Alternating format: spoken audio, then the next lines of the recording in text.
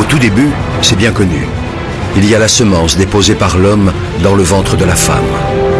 Des spermatozoïdes par millions, un flot, un torrent de spermatozoïdes. Tous vont mourir, tous, sauf un. Pour eux, les messagers de la vie, c'est le début d'une véritable course au trésor, d'un sprint éperdu de plusieurs heures vers un rendez-vous galant, avec au bout, peut-être, la récompense du haut vainqueur et une fabuleuse promesse de vie. La rencontre avec un ovule. Agitant leur flagelle, les spermatozoïdes progressent des heures durant, millimètre par millimètre, obstacle après obstacle. Le vagin et son acidité meurtrière, le passage encombré du col de l'utérus, l'utérus lui-même. Un véritable parcours du combattant. Les plus fragiles, les mal formés et les traînards capitulent. D'autres restent piégés ou s'égarent en chemin. Là se présentent deux tunnels différents, deux voies possibles. Seulement voilà, une seule de ces voies mène vers l'ovule.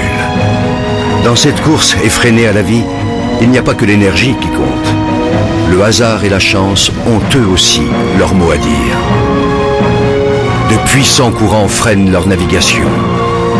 Des vagues font onduler un tapis de cils qui contrarie leur progression. Imaginez, les concurrents encore en lice ont déjà presque parcouru l'équivalent, pour eux, de la distance qui sépare la Terre de la Lune.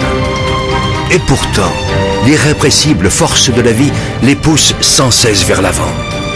Enfin, au bout du long tunnel obscur, tel un astre mystérieux, l'ovule. Il suffit qu'un seul spermatozoïde, un seul, atteigne l'ovule, y pénètre et fusionne avec lui pour que naisse un espoir de vie.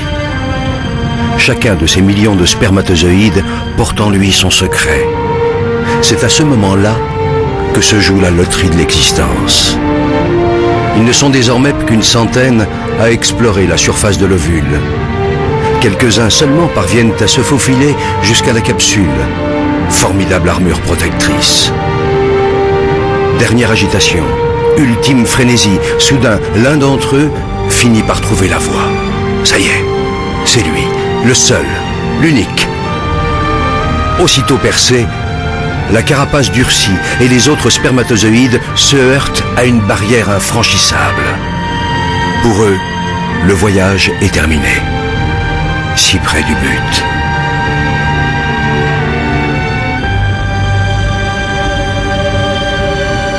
Pour le vainqueur, le périple continue.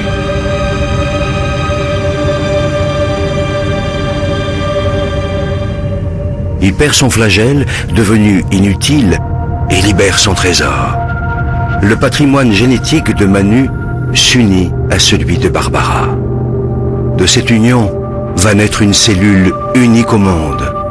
Rêve d'amour, fruit du désir et déjà esquisse de vie. Un œuf. Dès cette seconde, tout est déjà écrit, ou presque. Et puis le processus s'accélère. Une nouvelle vie s'organise. Une nouvelle aventure commence. L'œuf, instantanément, se divise en 2, puis 4, 8, 16, 32 cellules identiques. Il entame en même temps un lent et long voyage. Au 3e jour de son expédition, il plonge dans une immense grotte qui lui sera bientôt familière, l'utérus. Au 6e jour, l'œuf sort de sa coque et se pose délicatement sur la paroi de ce très accueillant refuge. Il se construit un nid où, sauf imprévu, il a élu domicile pour 9 mois.